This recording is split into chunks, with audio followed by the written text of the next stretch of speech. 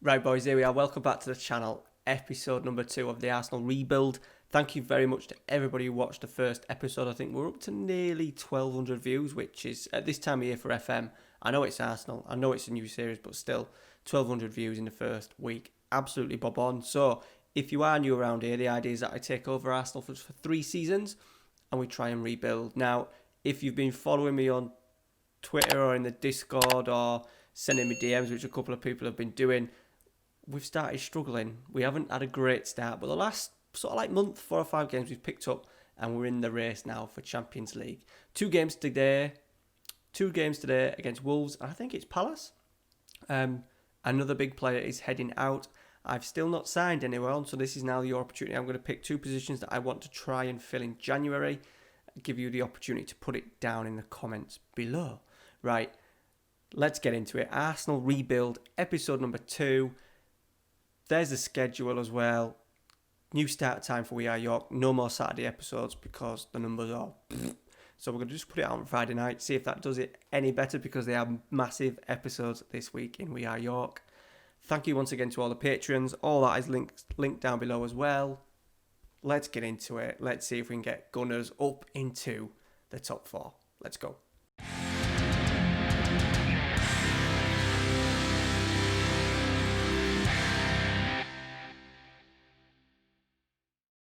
Right, so here we are. As you can see, we are in 8th. Now, that's probably our best position since, like the first 2. As you can see, we dropped as low as 14th. So things weren't going right. We just tightened. I had tweaked the tactic a little bit, just tightened up a few little things. We started to keep a few clean sheets. We still concede quite a considerable amount of chances, but once again, it is just starting to turn in our favour. We're not giving away as many chances, and yeah, it's going all right. So we've got Palace today and Wolves today. I think it's Wolves first, and then Palace the week after. Europa League has been going fantastic. Here are the games. So we played. It was the Brighton game, wasn't it? First game of the season. So followed it up with a 2-1 win over Everton. Nicolas Pepe, 2 goals, 2 good goals as well. They scored late on, but decent away performance. You'd take that. We then lost 1-0 against Spurs at the Emirates, so that was disappointing. We actually played all right. We missed a couple of chances, as you can see. Aubameyang 6.4. When your striker generally gets 6.4, it normally means that they've missed a hatful of chances. He did that, and then Moussa Sissoko, quite a long header. It was about 15 yards out. Boof. Headed it, looped over Leno, into the goal. Jose takes the bragging rights. And then we had an absolute shambles. Aston Villa just got battered, basically. Everything that they hit went in. And I decided for the West Ham game, we'd toughen it up a little bit. We went with 3 in midfield, with a sitter. Nicolas Pepe missed a penalty. We played all right. We had lots of chances. Didn't take our chances. We refreshed it for the Europa League. And a big change around. 3-0 Saint Etienne. We've got Saint Etienne, Istanbul Başakşehir, and Sheriff Tiraspol in our group. So quite a decent group. 5-0 against Chelsea. Absolutely smashed. Absolutely smashed. So this is where I started telling people on, so like in the Discords and stuff, I was like, fuck, we might end up getting sacked here. But I've turned it around. I think we've turned the corner. 2-2 at Palace, 2-2 at home to Palace in the EFL. We were 2-0 up. They scored a 90-plus first-minute equaliser, and we lost on penalties. And this is where, to be fair, this is where I've picked it up today. So I've just changed a couple of things. A less higher line, fullbacks now will support. We're playing with 2 advanced forwards as well. A pressing forward and advanced forward. And we've really struggled in getting any sort of partnership going. Nicolas Pepe, 68th minute penalty, 1-0. He's probably been our best player. Definitely our best attacking player. 6 goals in 12 games. Decent away performance on Istanbul Başakşehir. Gignac getting on the score sheet. Xhaka, who's done all right for us on the score sheet. Literally playing a whole second string 11 there. Manchester City 2-1. They could have been like 3-0 up after 10 minutes, but Kevin De Bruyne hit a free kick on 36 and then a 25-yarder We had Xhaka sent off and we missed 3 1-on-1s in that game. So that was frustrating, but in terms of goals and efforts, they had 24, but we did have 2 clear-cut 4-half chances. They just had 2 clear-cut, and neither of their goals were from 2 clear-cut. So that was disappointing. But then we've just picked it up. 5 consecutive wins, 2 in the Europa against Sheriff Trisopol, Joe Willock, David Luiz, and Lacazette, Martinelli, and Willock again getting a few goals. In the league, we've managed to get wins against, I suppose it's expected, but Newcastle 3-1, Aubameyang a 33-minute hat-trick, Southampton 2-1, I think they scored quite late on as well, but we are playing pretty well, and then Norwich 2-0. The big transfer news is Alexander Lacazette is going to Manchester United. He has had a torrid time. He's always complacent on the pitch. And I thought, right, now while his value is high, I will try and get rid of him. So we've done that. He's going to Man United, not ideal, but the only club that showed any interest. Straight away bid. They bidded 34 and I managed to get it up to 45. So I think that's decent money. We'll be able to use that definitely in January. We've now got 75 million to spend in January with obviously Sarakis going out as well. Milenkovic, I'm trying to get in. Their first inquiry, they wanted 67 million. So I've put in a 35 million bid. We're just going to play them a little bit. Ideally, I want to bring him in as my centre-half. There is an option of bringing Stefan Savic in, which you guys can let me know what you think. He's transfer listed. 6.5 million, 14 heading, marking 16, passing 12, tackling 14. Mental's pretty good. Physical's pretty good. I am trying to offload David Luiz. I'm trying to offload him now one at a time. So now I've got Lacazette going. I'm now trying to get David Luiz out the door. So yeah, let me know what you think. 6.5, or do we need to go better for that, or would you think trying to get Milenkovic and Stefan Savic in, would that be a nice little combination to start with? Definitely improves on what we've got. Yeah, so let me know down in the comments. And then a striker needs to be a ready-made. Ideally a big, strong, number 9, pressing forwards, advanced forward, something along those lines. Let me know down in the comments. Right, I think that is about it. We're just starting to turn the tide a little bit, as I said, with form. Players coming into a little bit of form as well. Aubameyang starting to score goals. He was the Premier League Player of the Month. Rob Holding's come in. Look, he's too nice to be a centre-half, isn't he? He looks too much of a nice boy to be a centre-half, but he's come in and done pretty well. So him and who have I been playing? I've actually been playing Kera. Tilo Kera have been playing together and have done a nice little partnership, but I think that's still where we need to improve. Absolutely. We've now got Bellerin playing, we've got Tierney playing, so I think with 2 really decent centre-halves in there, we might be all right. We might be all right. Right, let's get into it. Said it's Wolves at home, and I'm hoping for big things. 6 points from the episode would be brilliant. We are struggling with the all striker scenario because Gignac isn't doing it. Nketiah's not quite ready. I am going to leave Lacazette just completely out of the squad now. I may send him on a few Europa League treks. But in terms of being in the team playing, no. Not a chance. Right, I think that at the moment is... Oh, where is Rob? Get Rob in. And get Leno in. That's pretty much as good as it gets. Guendouzi and now Torreira have got a partnership going. Their partnership was the dotted line, which generally means they aren't working well together. But that's changed, which is good. Guendouzi now needs to get into a little bit of form because he's not started too well. 9 games, no goals, no assists, 6.82. So we need a little bit more from him. No, we need a lot more from him. Right, and I think that will do us. Just said David Luiz trying to get out the door. No bids of yet, but Shanghai Shenhua are interested. We'll keep working with them. I just ideally want his wages off really, and if we're getting a central defender in the winter break, we're not going to need him. Right, let's go. So it's Wolves. A win today will see us go above Spurs. Right, here we go. It'll be interesting. We've just had a Europa League game. I imagine Wolves are in it and they've probably not been able to rest all 11 players like we've done. So hopefully... Oh, they've just rattled the bar early on. Hopefully, we might be able to wear them down as the game goes on. But that's not a good start. Yeah, they've got a few people struggling. Look, they've got Doherty struggling. Moutinho struggling. Jimenez on 83. Jota's on 80. Kilman's on 82. So hopefully we can wear him down as Trafford sends one in. Who's that? Is that Guendouzi? Picks up the spares. Tierney. Our tactics change as well. I've not asked to go direct. We've just asked for him to just pass the ball into space. I think it does suit two quick strikers that I'm hoping to get in the winter. And obviously with our wingers, I thought we'd be a little bit more direct just without tweaking the directness of the passing. Just a pass into space, I think, does help you move the ball up the pitch a little bit quicker. As Tierney is in, what a pass that was, by the way, by Lucas Torreira, and Kieran Tierney has made it 1-0, his first goal for the club. You Arsenal fans must be enjoying watching him play. He's just sort of like after the break that we've had, he's just got himself going, and he's already proven to be a class player.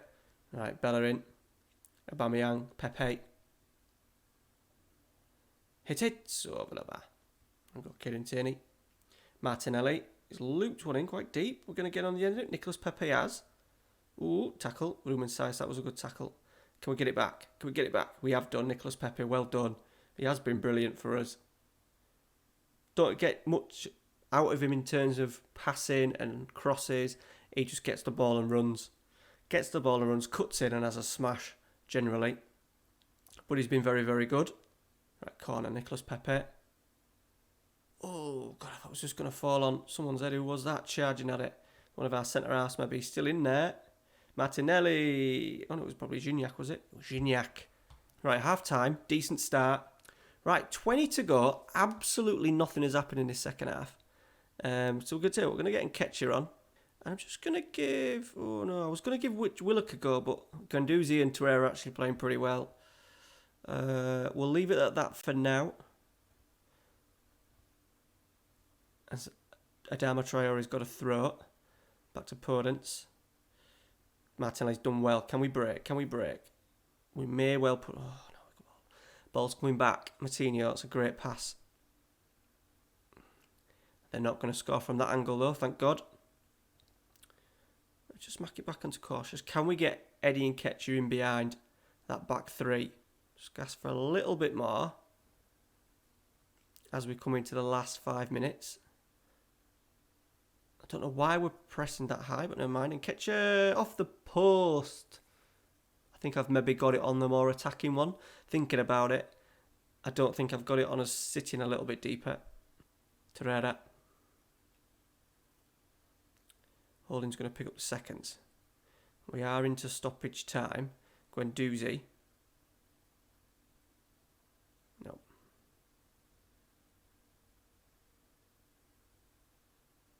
Nice. Ooh. That should be about it.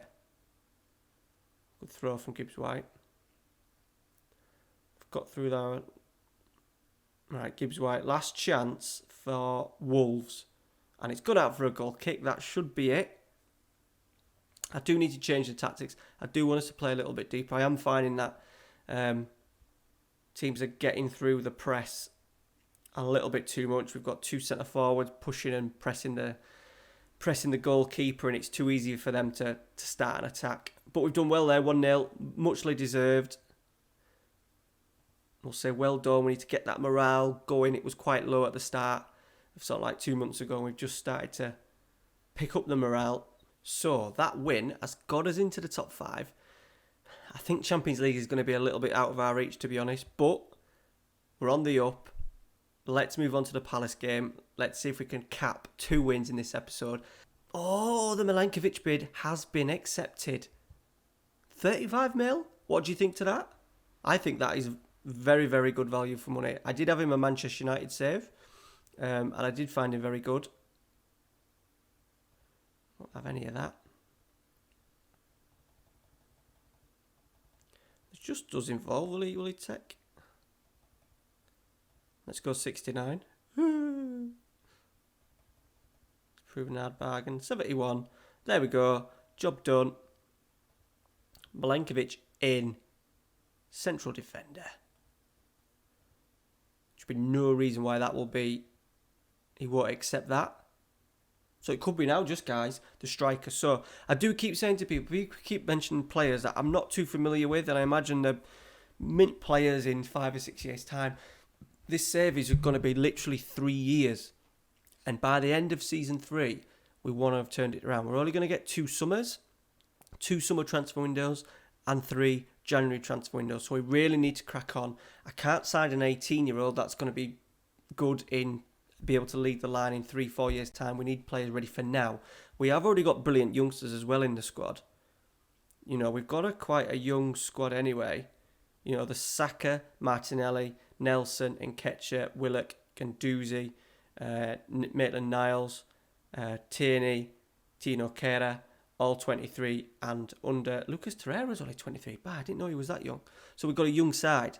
There's already a young side in there. It's this end that's the problem, that these senior players are not good enough. All right, so centre forward, Cavani's going on a free. Could that be one? We need something to link up there with the Aubameyang. I said I'm playing 2 advanced forwards at the moment. Sometimes in a pressing forward, it can be any role, not necessarily has to suit a particular role. Just a striker. I want another striker, someone who's going to score me goals. I want 2 strikers up there that are deadly in front of goal. Right, let's get on to the Palace game. Right, and we're back. News done. Transfer done. Milenkovic is coming 1st of January. So next episode you will see him in action. So once again, strikers, let me know down in the comments. This is now Sunday night. Probably the video goes out Monday night. I'll probably start playing this later on in the week, maybe Wednesday, Thursday. So yeah, let me know down in the comments. And then we're going to pick up next episode in around maybe start of Jan, mid-Jan. So yeah, let me know down in the comments. Right. We're going to go pretty much same team. Oh no, Xhaka is in for Guendouzi. He's picked up a slight knock. So Guendouzi is out, Xhaka is in. Lucas Torreira is now box-to-box midfielder. Granit Xhaka is now deep line playmaker on defend. All the big boys around us are winning. Apart from Spurs, they've lost again. But the top 4, I think, it's going to be quite difficult to for number 1 to get in there and a number 2 to keep in there.